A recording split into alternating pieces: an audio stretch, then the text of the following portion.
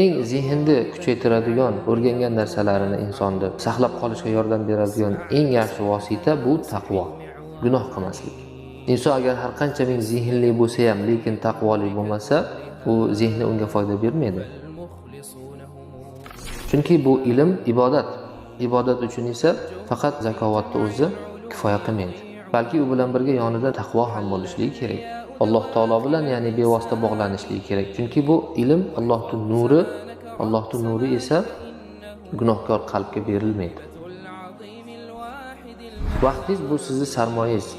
Uni qayerga ishlatishlik o'zingizga bog'liq. Xohlasangiz uni shuni sovurib yuborasiz ko'kka yoki xohlasangiz mana shu sarmoya evaziga qadrli, qimmatli, bebaho ne'matni sotib olasiz. Agar siz vaqtida yotib, vaqtida turib, vaqtida ovqatlanishim kerak deydigan bo'lsangiz, bu ilmga erisha olmaysiz. Ilm qurbonlik talab qiladi.